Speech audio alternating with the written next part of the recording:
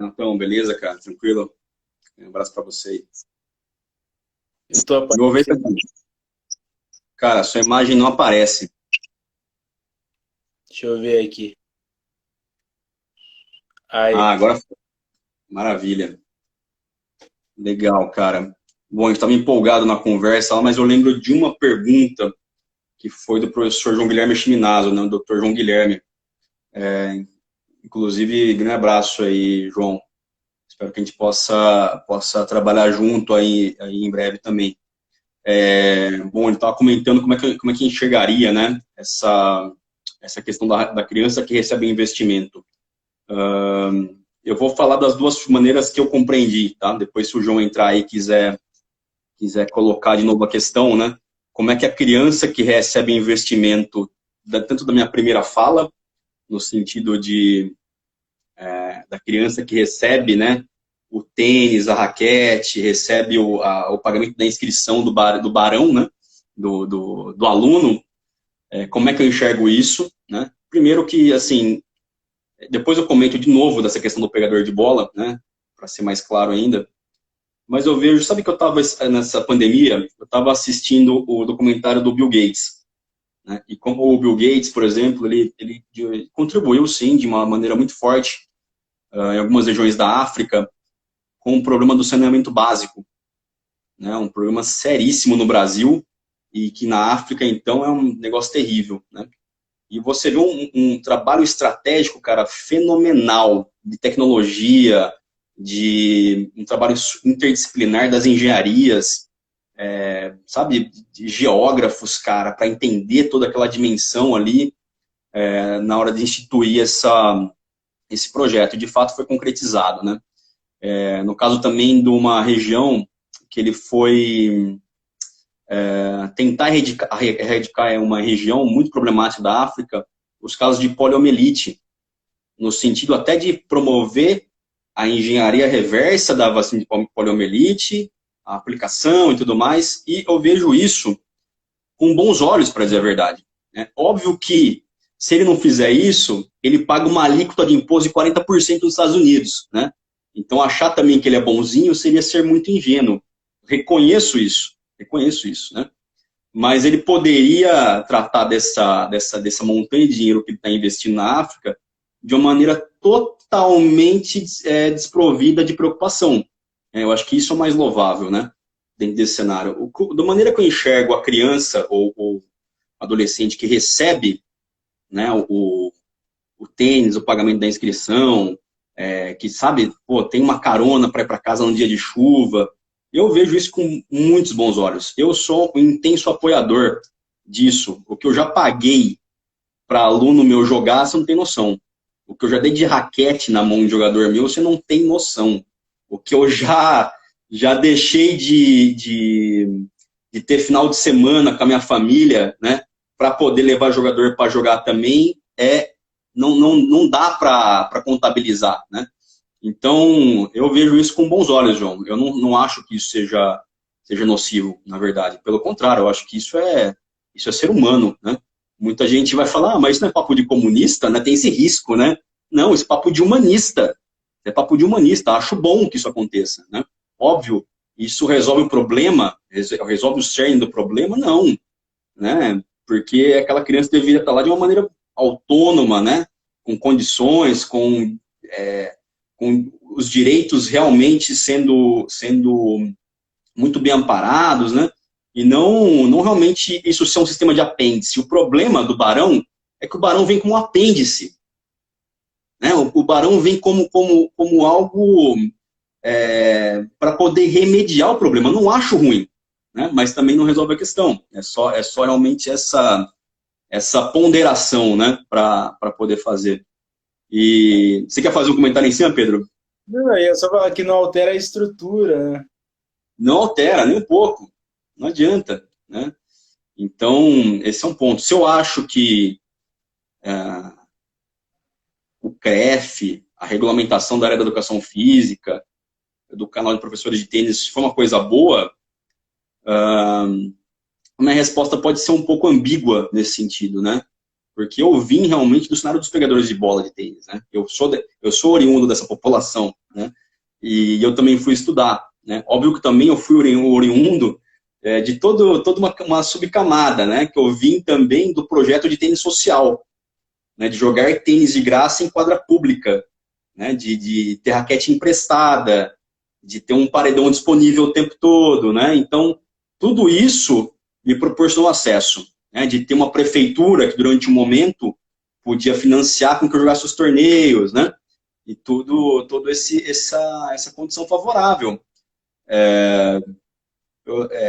Eu não falo muito da minha carreira como jogador, foi uma carreira muito curta. Com 17 anos, eu parei de jogar tênis. Eu fui jogador de primeira classe no estado de São Paulo.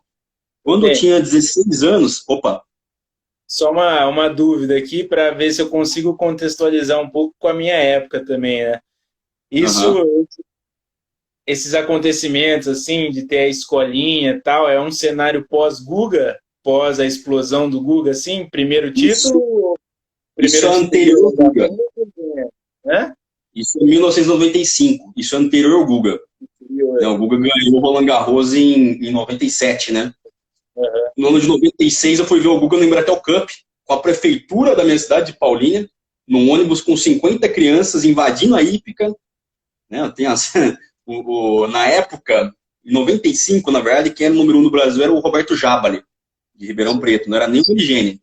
Em 96 já era o Meligeni. Acho que o Guga devia ser 2, né? Não tenho muita certeza. E esses dias até mandei uma mensagem para o Meligeni falando disso, falando que no ano de 96, a gente foi para o Helpon Plaza também, nessa estrutura de prefeitura, né, de quadra pública, a gente assistiu a exibição dele com o Otávio Della, ele e o Otávio Della. E foi uma coisa, nossa, sensacional, assim, né, a clínica, jogar com o Fernando Meligeni, sabe, aquela coisa toda, é algo formidável.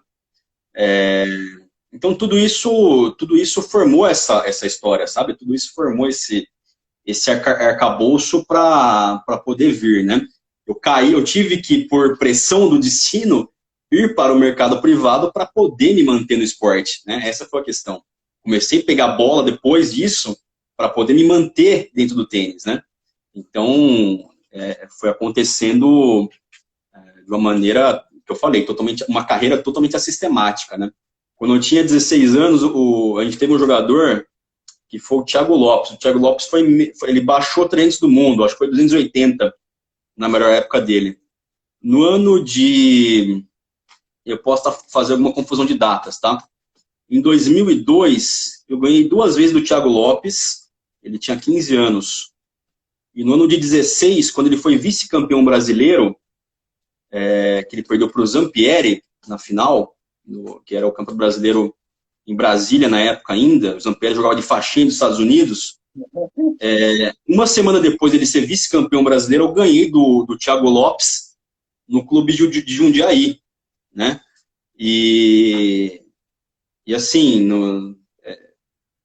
sei lá, entendeu? E eu joguei contra vários campeões brasileiros e ganhava de campeões brasileiros, né? No período que eu tive em treinamento em São José do Rio Preto, né? A equipe do Luiz Fernando Balieiro, num período que o Edivaldo Oliveira estava em Guarulhos, o Thiago não é Thiago, agora tem tanto Thiago na minha cabeça, cara, que me fugiu. Thiago Alves? Thiago Alves não estava lá, estava em Guarulhos no GTC e tudo mais. Eu fiquei um ano em São José do Rio Preto, né? Então, tem toda essa história, né, cara, para você entender que, assim, houve um caminho nisso tudo, houve um processo de formatação de pensamento, né? Mas é óbvio, principalmente pro pegador de bola, o jovem negro que vai chegar nessa fase final da formação, se ele não tem aporte financeiro, ele não vai. Foi o que aconteceu comigo, por exemplo. Né? Não tem como, cara. É muita grana para poder viajar e você não ganha no começo, você perde sistematicamente, precisa de muito apoio nesse sentido. E esse foi um ponto, né? E eu tinha aquela decisão, vou estudar ou vou jogar? Né? Então, ali eu optei por estudar e ter uma solidez maior no campo da formação, denunciando as mazelas. Meu primeiro intuito foi denunciar as mazelas do que um treinamento assistemático, mal conduzido, assim como o ensino também, de que maneira isso pode ser extremamente nocivo, negativo para um jogador. Essa foi não só minha motivação, como de muitos profissionais, como Claro. muitos ex-atletas dentro da área da educação física, né?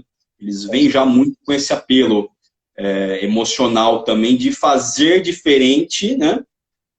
Sobre o que foi tratado com eles mesmos, com os próprios aí durante o período de treinamento. Esse é um ponto. Denis, e aí aproveitando, já que a gente está falando disso, você citou aí citou aí parte da sua trajetória, né? Essa história como pegador de bola, questão desse treinamento sistemático e a questão principalmente financeira, né? Que dificulta, claro, o acesso principalmente ao profissional. E aí, além dessa barreira financeira, de falta de treinamento, etc., de poder ter um acompanhamento, você acha que teve uma barreira por causa de ser negro no tênis ou não? Sem dúvida, sem dúvida. Essa é a barreira da vida, na verdade, de quem é negro. Não é só pelo fato de jogar tênis, né? Quando você vai para o cenário de jogo de tênis, as pessoas elas te aturam, na verdade. Elas têm que fazer um esforço, né? Isso eu digo uma parte das pessoas, né? A gente tem que entender também que hoje em dia é óbvio, é claro, né? Que tem uma seara bastante grande da branquitude, né? Para usar uma frase uma fala da Djamila Ribeiro, né? Que hoje é uma ativista negra muito importante para a gente. Existem setores da branquitude que já despertaram há muito tempo, ou estão despertando para essa questão da compreensão, né, do fenômeno racial no Brasil, né? Então não dá para colocar no mesmo balaio, né? Igual da mesma maneira. Sabe que é engraçado, cara? Ontem mesmo eu recebi uma pergunta de um amigo branco, né, perguntando do que eu achava das declarações do Sérgio Camargo, né, da Fundação Palmares. E o que eu acho interessante é o seguinte: quando sei lá, com certeza, Pedro, não acontece isso com o Pazuello, né? Nem sei o nome do ministro agora, esse militar babaca também, Pazuello, sei lá. Eu tenho certeza que seus amigos não te perguntam a respeito das decisões do Pazuello, porque se enxerga ainda, né, de que os negros são todos iguais. Não existe subjetividade no mundo negro, né? Que eu sou indivíduo, o outro negro é outro indivíduo, que o outro negro é outro indivíduo, né? Se entende como uma coisa só. Né? Então, é muito curioso isso, né?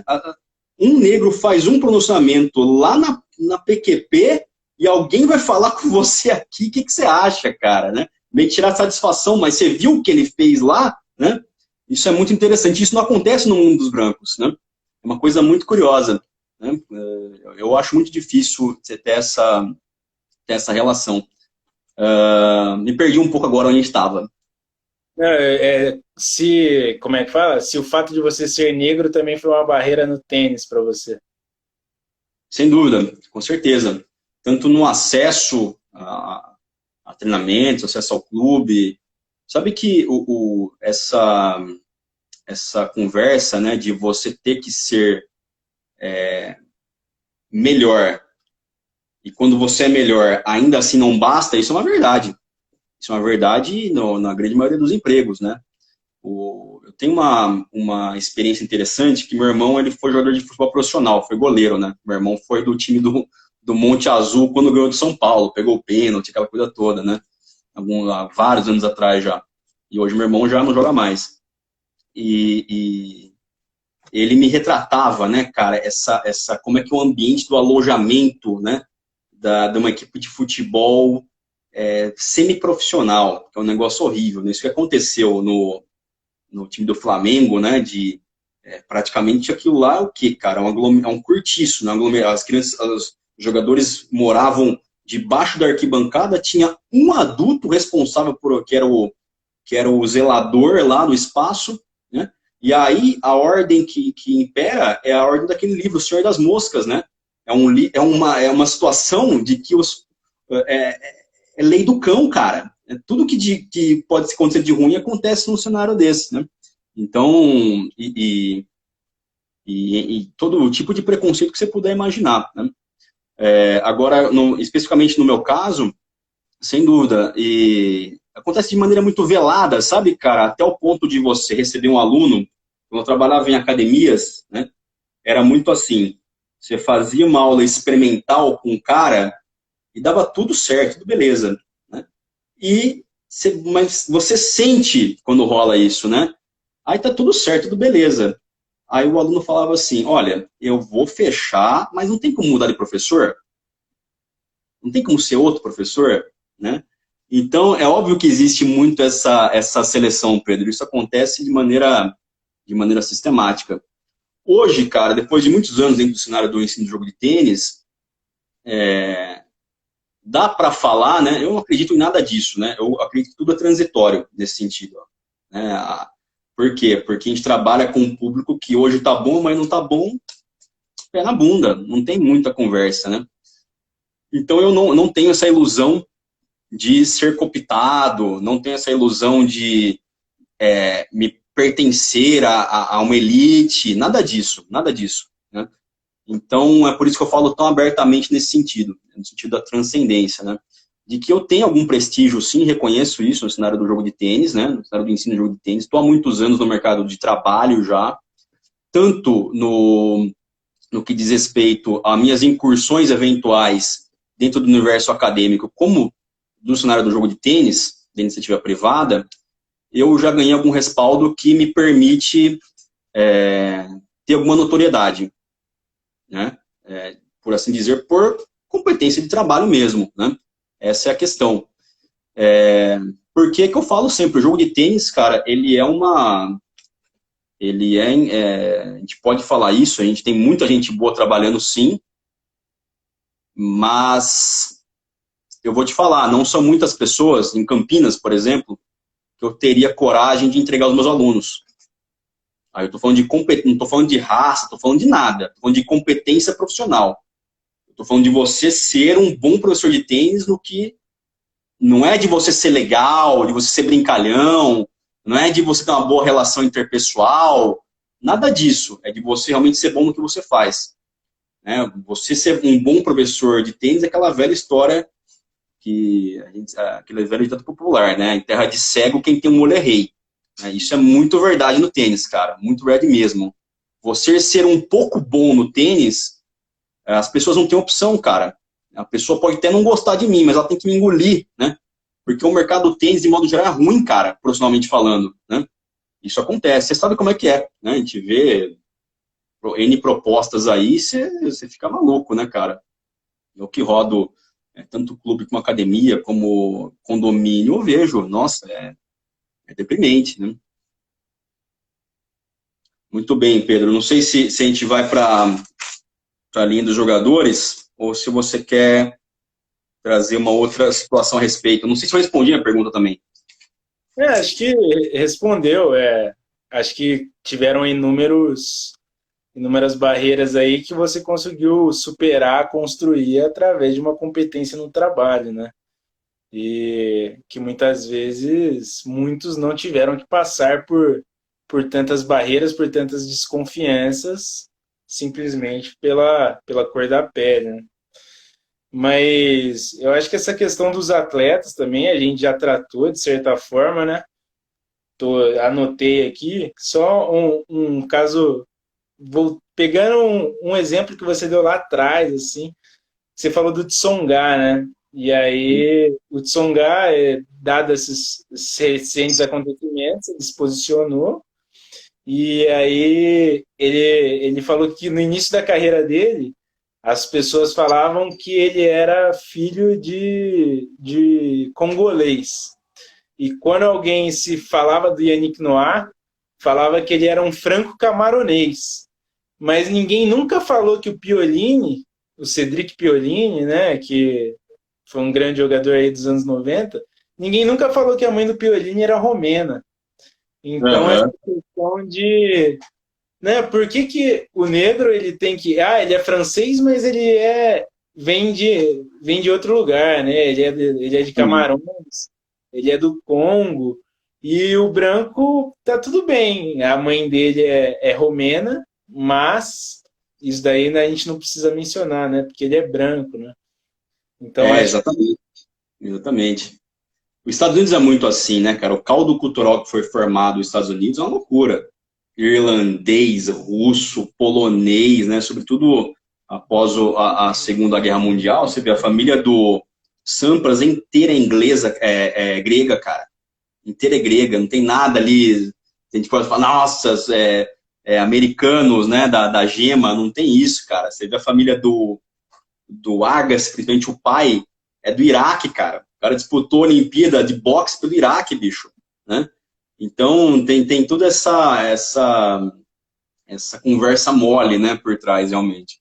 Eu enxergo muito, muito por aí também. Né? Você sabe que essa conversa, cara, ela é muito importante em vários aspectos, né? Eu tenho um grupo de apoio aí do pessoal que me ajuda a pensar muito essas questões, né? Que traz muita reflexão nesse sentido. E a gente está discutindo, assim, essa questão do abandono da mulher negra. Né? Isso é uma coisa seríssima, cara. Uma coisa que a gente não para pensar e como essas mulheres são extremamente maltratadas, cara, pelo parceiro, né? No sentido tanto do abuso físico, mas do abandono. São mulheres que a taxa de mulheres mães solteiras negras é extremamente elevado. Então, os quadros depressivos, né?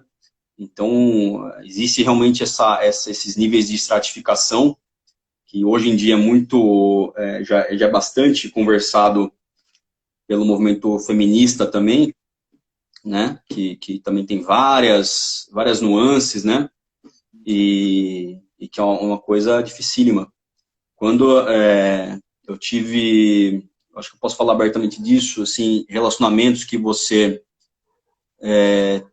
pode ter com mulheres brancas, por exemplo, são muito difíceis, cara. São muito difíceis, porque você tem que vencer um preconceito familiar muito grande, muito grande.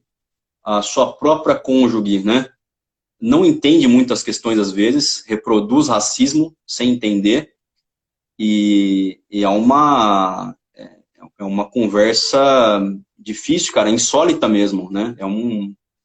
É algo bastante sensível de tocar em determinados pontos, né?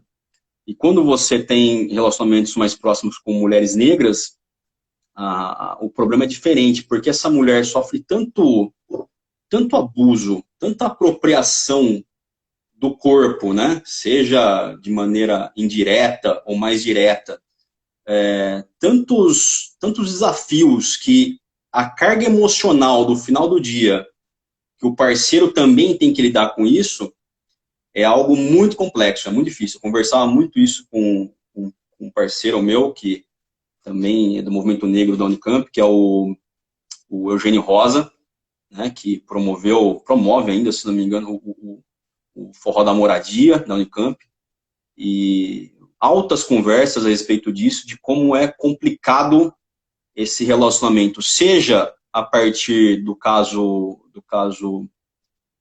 em que você tem uma relação com a mulher da própria raça ou com a mulher branca. São relações super difíceis, muito difíceis, ambas elas. Nenhuma passa ilesa.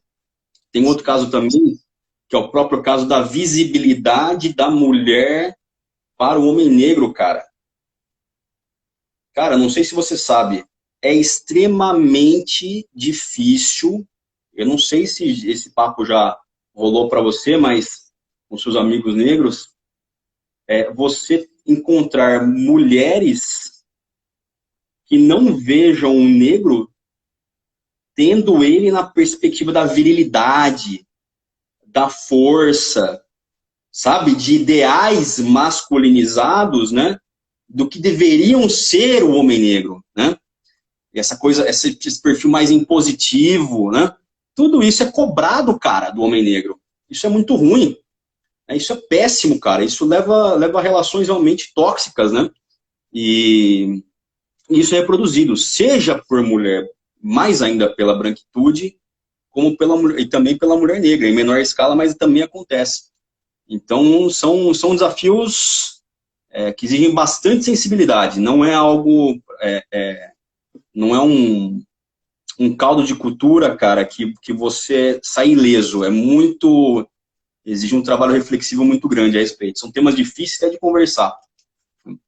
Para mim é muito complicado falar disso. É muito complicado, porque são sempre relações que deixam marcas, né? Seja na medida que for. Eu não acho que eu não tenho, nem tenho que comentar sobre isso, porque não, acho que é uma realidade que não é só quem passa, igual você tem propriedade para falar, né? Eu acho que nesse sentido das relações, assim, não posso comentar, né? O que nunca me chegou esse tipo de conversa, assim, meus amigos nunca me trouxeram essa temática, né? Eu acho que o contato que eu tenho disso são os dados, né? Dados estatísticos, tal. Eu fiz uma pesquisa no IBGE mostrando exatamente coisas que você está apontando aí, né? Que quem ganha menos dinheiro, né? Os menores salários no Brasil são as mulheres negras, né? E depois são os homens negros. Então, uma mulher negra, para exercer o mesmo cargo que um homem branco, não recebe metade da remuneração dele, né? Perfeito. Então, aí, se você pegar as outras taxas do IBGE, o analfabetismo entre a população negra é 3 vezes maior, a representação dos brancos na política é de 76% contra 24% de negros, sendo que nesse total só 2,5% das mulheres negras estão como deputadas federais, né?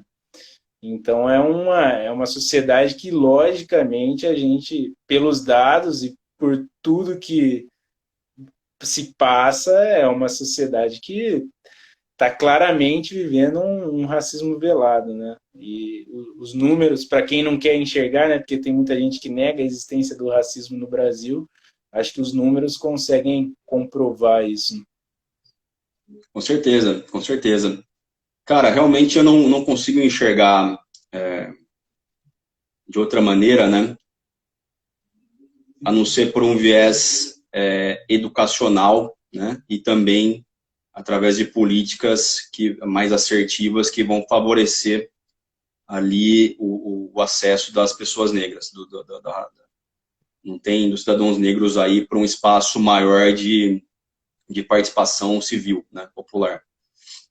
Tem uma lei, a Lei 10.639, que institui, né, o ensino da história da África e a história afro-brasileira nas escolas, né, que é uma lei, né, está institucionalizada, mas que factualmente não necessariamente é seguido, né, a risca, né.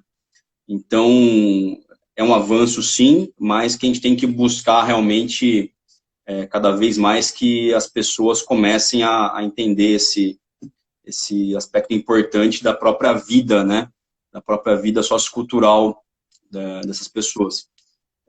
Cara, entender de racismo é entender, não é só não é falar para negra, falar para todo mundo, na verdade, né? Esse é um ponto importante. Quando as mães falam, meu filho sei lá, o menino é sexista, né? A mulher também é sexista, enfim. Ué, mas de onde essa criança aprendeu isso? Mas de onde que ele aprendeu? Ele aprendeu da família, aprendeu da comunidade, né? Peraí, mas e essa comunidade? Essa comunidade aprendeu com os antepassados, né? Então, você tem que realmente influenciar pelo viés cultural. Não tem pelo viés educacional cultural, não tem muita outra maneira de fazer esse caminho. Pode parecer ingênuo, né? Mas são as maneiras que eu enxergo de poder trazer uma equalização melhor para essa questão. E é entender a nossa história, né? Entender que foi o trabalho negro escravo que construiu esse país, né? Exatamente. Tem um outro livro que eu estou lendo, deixa eu até pegar ele aqui. que é esse aqui, o Escravidão, do Laurentino Gomes, e ele fala dos números, né? Alguns números, por exemplo, foram mais de 10 milhões de escravos trazidos para o Brasil, né?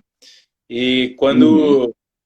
quando a gente tem o fim do Império e a República, a população negra é maior do que a população branca no país, né? Tamanha a quantidade de escravos que foram trazidos. E a gente, quando a gente pensa assim, né? Claro que a escravidão durou séculos, né? Mas quando a gente pensa que 1,8 milhões de escravos morreram vindo da África para o Brasil, então a gente tem 1,8 milhão de pessoas que morrem na travessia. E aí, Uhum. no livro, ele fala até que a rota dos tubarões mudou e eles passaram a seguir os navios negreiros porque eram tantos corpos atirados ao mar diariamente que os tubarões não precisavam mais caçar para se alimentar, eles simplesmente seguiam os navios, porque iam ter corpos ali para eles comerem, né? Então é entender que a história do Brasil é construída através desse trabalho escravo. E aí quando a gente tem a República, né, o fim do Império, e a gente tem essa questão da imigração, né, do europeu para embranquecer.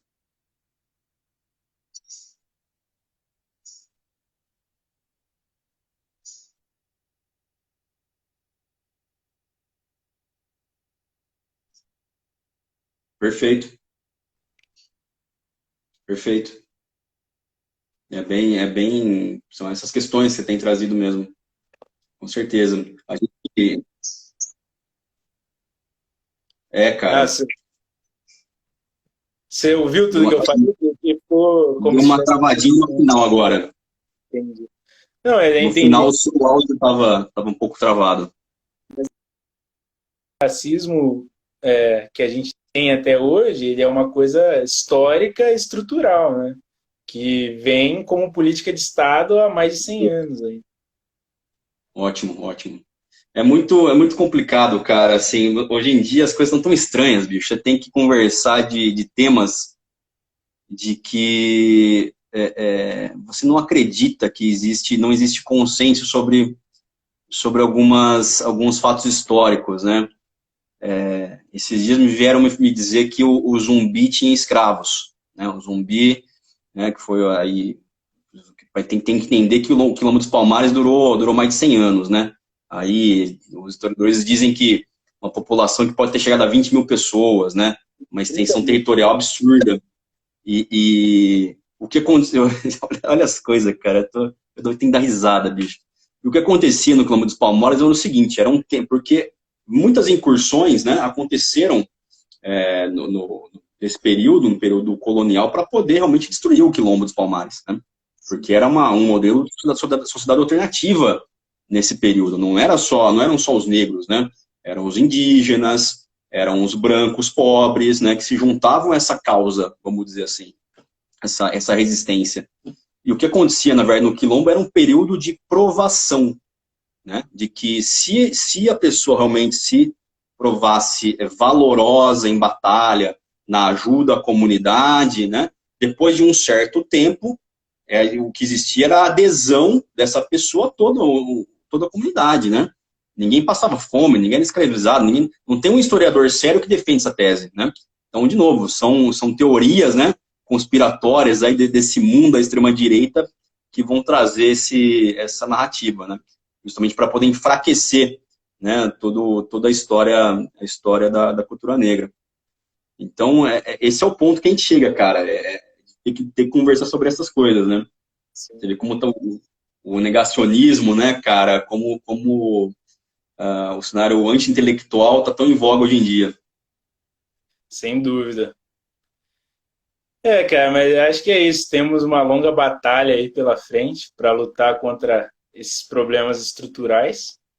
E acho que a gente tem que promover cada vez mais esse tipo de diálogo aí para também mostrar o quanto que o racismo existe no Brasil e que muitas vezes ele não é só velado, né? igual a gente acredita. Caso contrário, a gente não tinha como eu já falei antes, uma juventude negra sendo assassinada aí pela polícia. E eu acho que é cada vez mais debater e criar formas como as cotas, dentre outras inúmeras formas aí, o estudo da história africana nas escolas, para a gente ir cada vez mais tentando superar e combater esse racismo que a gente vive, e da forma que a gente conseguir também no nosso meio, né, que é o tênis. Acho que é fundamental a gente lutar por projetos de massificação, projetos que, né, cheguem o tênis para todos, que a gente possa ter cada vez mais exemplos de tenistas negros, né, que não sejam casos esporádicos ou, né, aquela coisa do acaso, do pegador de bola, como você comentou, né, que seja haja de certa forma assim um processo democrático assim do tênis, de democratizar o tênis, e a gente lutar por materiais mais baratos, enfim, a forma de poder cada vez mais massificar o nosso esporte mesmo. Com certeza, com certeza. Sabe que tem uma história, cara, do reverendo Jeremiah Wright, na verdade, do senador Jeremiah Wright, né, nos Estados Unidos, que é interessante, inclusive, porque ele defende uma abordagem que o Leonardo Boff defende no Brasil, que é a teologia da libertação, né?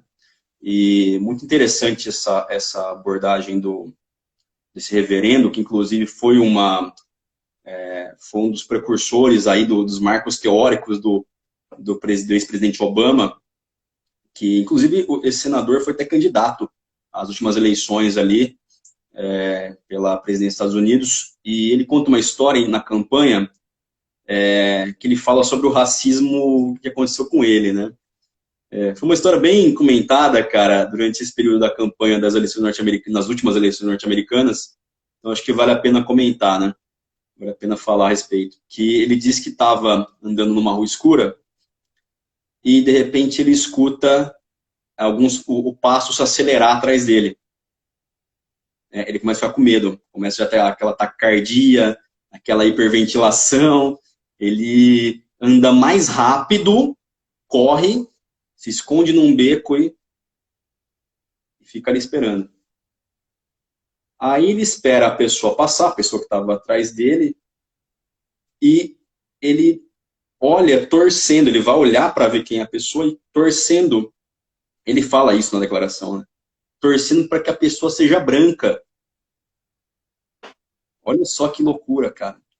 Aí ele viu que a pessoa era branca, não sei o quê, mas ele percebeu o que aconteceu com ele. Ele negro, tá? Ele percebeu o que aconteceu com ele. É muito emocionante essa história. Ele contando, né, no meio do culto e tudo. Eu não tenho nada de religioso, tá? Pelo contrário. Ele fala que ele se ajoelha e começa a chorar.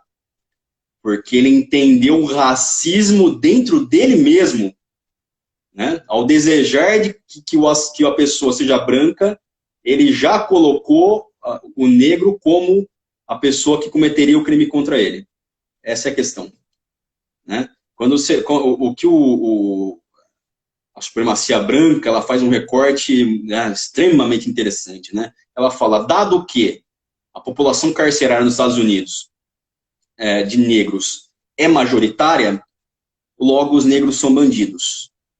E ponto. O que se faz no Brasil é a mesma coisa, encarceramento em massa da população negra. E eu não vou fazer não acho que tem que passar pano, não. Isso aconteceu muito no governo Dilma e governo Lula, né? Essa questão do encarceramento em massa aí da população negra. Isso tem que ser realçado de fato, né? Avanços interessantes, a gente teve a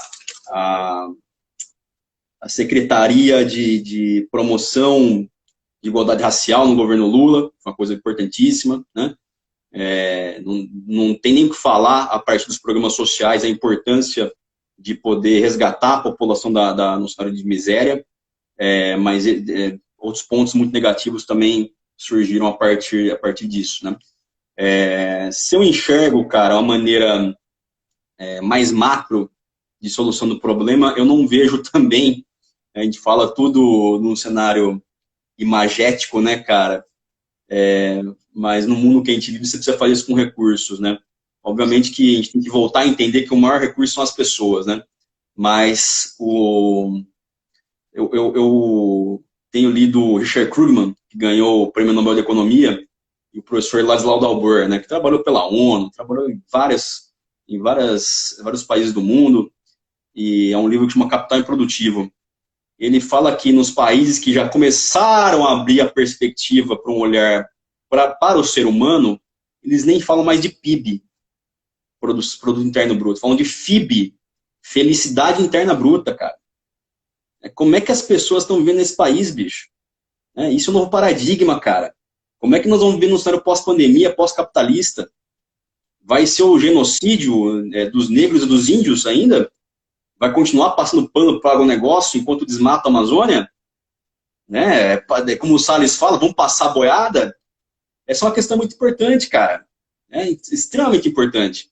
Eu tive a sorte, eu tenho uma amiga que hoje ela deve ser a maior especialista aí na literatura, no cenário da literatura brasileira, quando ela discute Machado de Assis, que é a Janaína Tatim, né? Que tem, nossa, uma expertise extremamente elevada quando ela discute a questão da cultura indígena. Né? E eu tenho aprendido bastante nos últimos tempos a partir das leituras que ela me indica. Então, sabe, Davi Copenau, Ailton Krenak. Então, são questões também muito relevantes de serem trazidas à tona. O professor Siddhartha Ribeiro, né, é um grande defensor também desse movimento. Então, é algo que tem que ser realmente elucidado e não colocado debaixo do tapete, como estão fazendo com os mortos, com os dados dos mortos de Covid-19. Né? Esse governo é ótimo em fazer isso. Situação cada vez mais complicada de viver nesse país. Né? Sem dúvida, cara. A gente devia ganhar adicional de insalubridade, só para acordar no Brasil. Isso. Vou pegar um meme. Seria necessário mesmo. É cada dia mais difícil. Bem difícil, cara. Complicado. Mas é isso, Pedro. Eu acho que assim, cara, a gente foi do 880 aí, falando tudo um pouco. Eu tô até vendo as críticas do Thiago, da gente falando bobagem sobre história, espero que não, né? Mas depois no WhatsApp a gente vai ouvir aí. Com certeza, Vamos ver quais vão ser os comentários pós-live aí, pra gente saber como é que foi nosso desempenho. Com certeza. Eu tenho o hábito de sempre colocar deixo no GTV e também eu faço upload para o YouTube, né? Para mais gente poder ter acesso, né? Acho que a informação, o conhecimento é o caminho, né, cara? Com certeza. Sabe que eu tava vendo a respeito do domínio público, quando cai o domínio público das obras do Paulo Freire, né, cara? Porra, 2057, cara. Você vai poder ter acesso, né, sem pagar nada por isso. E, porra, cara, a gente precisa disso agora, né? É igual patente de remédio. Pô, 20 anos para cair a patente de remédio. Cara, até lá já era, entendeu? Daqui a 20 anos são outros problemas, né? Então, fazer um upload de uma live dessa, disponibilizar um e-book de graça, sabe, você indicar literaturas, igual você fez hoje, de maneira muito, muito importante, isso não arranca pedaço de ninguém. Né, cara? A China tem demonstrado, eles têm um sistema de base de dados universitário que não tem essa, cara. Né? Não tem que pagar acesso. Não, todo mundo sabe tudo. Né? Isso facilita muito a tomada de decisão, a qualidade da informação, e mais gente precisa ficar sabendo. Né? Eu fico realmente decepcionado quando eu vejo live de sertanejo bater 1.000 pessoas, 5.000 pessoas, e uma conversa importante, às vezes, com o professor Alcides Scaglia, né? Cara, pô, excelência da educação física brasileira na última década. Uma conversa como essa, que a gente está tendo, extremamente importante, ter um número reduzido de pessoas. Mas muito obrigado às pessoas que ficaram até o final e pegaram a primeira parte da live, estão vendo a segunda. É uma grande satisfação aí falar para poucas, mas boas pessoas, né? É isso que realmente importa.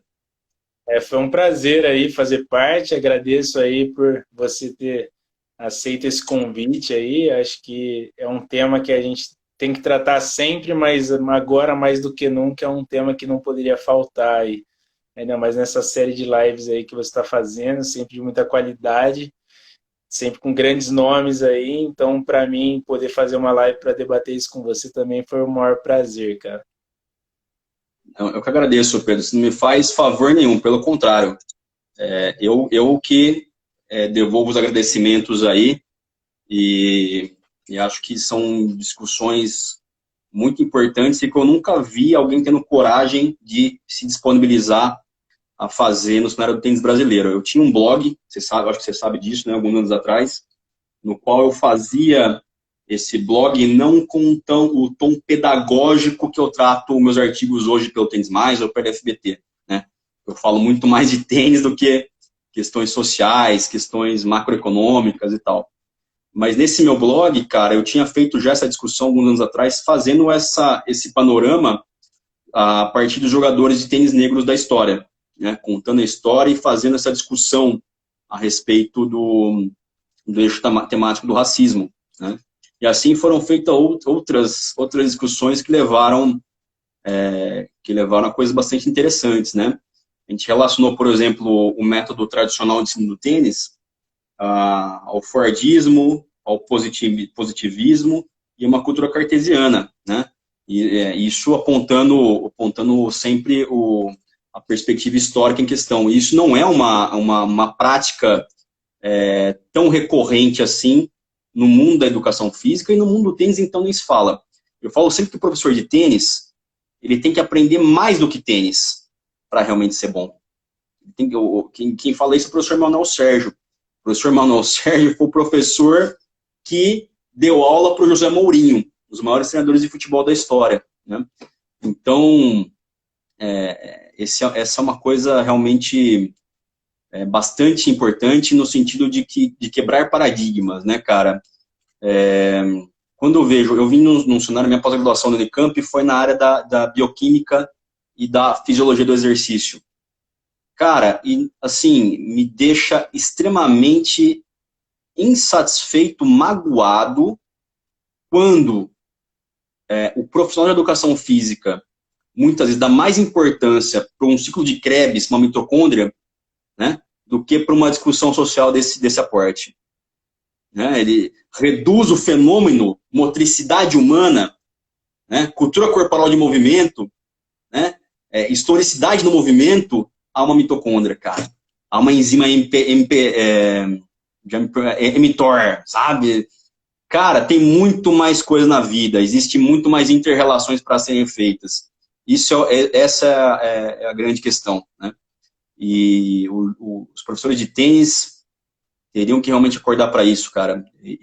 Se você não faz isso, também só passa na mão na cabeça, né? Tem que mostrar, apontar os erros e ser rigoroso quando precisa ser rigoroso realmente.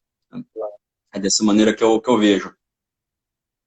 Eu espero que a gente tenha contribuído aí para melhorar um pouco nesse sentido. Com certeza, né? Acho que é essa a questão. Você vê hoje em dia algumas figuras, né, cara? Você vê essa menina loirinha lá, Gabriela Priori, da CNN, do Bispo Macedo, né? Querendo falar de pautas raciais, cara. Sabe que representatividade essa pessoa tem, né, para falar disso? A menina faz uma live lendo o teleprompter. A live é produzida, cara, né? Tem 200 câmeras, sabe? Então, totalmente cooptada ali por um setor para começar a fazer essa migração, né, cara, dos eleitores aí, de uma parcela da população mais liberal para essa emissora, vamos dizer assim. Então, é uma denúncia que tem que ser feita, cara. Eu não vejo outra maneira, Pedro. Eu tava, não sei se está aqui, cara, minha mesa é uma bagunça, velho. Se eu te mostrar, um dia você vir aqui, você vai ver que é uma loucura. Não tá para cá, mas é o Coletivo de Autores, né? Que é o livro da professora Celita Farel, Lino Castelhano Filho e outros, né? Que não me recordo agora, são 6 ou 7 autores, se não me engano, do ano de 92. que é um livro importantíssimo, cara, para o professor de educação física escolar, mas para o professor de educação física geral ler, né?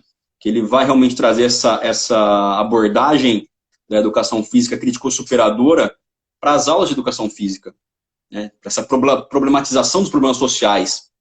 Que, sabe, quando você contrasta essa abordagem com uma abordagem, por exemplo, desenvolvimentista, que a gente pode citar Galahu ou Gotani, que vai essencialmente se preocupar, né, com o desenvolvimento motor, com as habilidades fundamentais, né, com uma aula destituída de sentido, quando o mais importante é refinar padrões de movimento e não problematizar as questões deste movimento para a vida do sujeito, a gente tem uma abordagem acrítica da educação física. Não estou defendendo a abordagem crítica superadora. Estou dizendo, existem abordagens críticas e acríticas na educação física. E cabe ao professor encontrar a sua narrativa. Que pode ser a abordagem do professor Eleanor Kunz, da abordagem crítico-emancipatória, pode ser pelos PCNs, pode ser a partir do trabalho do professor Alcides Scaglia e do professor João Batista Freire, né? Mas que seja uma abordagem crítica, né? Que você seja coerente a partir dessa abordagem. Isso que é o mais importante. Muito bem, Pedro. Quer fechar? Não, cara, acho que você fechou com chave de ouro aí, acho que é isso. A educação física ela tem que ser entendida mesmo com esse olhar crítico da sociedade, né? A gente está inserido numa sociedade, a gente não é só desenvolvimento motor, a gente não é movimento, a gente faz parte, está dentro de uma cultura corporal, né? Então, o professor de educação física também tem que ter um papel de, né, entender a sociedade e passar isso para os seus alunos, seja na escola, seja numa quadra de tênis, e ainda mais que a gente tem uma grande possibilidade de trazer temas sociais, assim, de desigualdade, enfim. A gente tem inúmeras formas de relatar, né, esses problemas, essas mazelas sociais, ter uma visão crítica a partir do esporte, da educação física como um todo. E acho que é fundamental a gente ter esse entendimento aí de mundo. Claro que não vai ser uma coisa homogênea, né? Mas acho que quanto mais a gente conseguir trazer os professores para pensarem dessa forma, melhor. Perfeito. Muito bom, Pedro.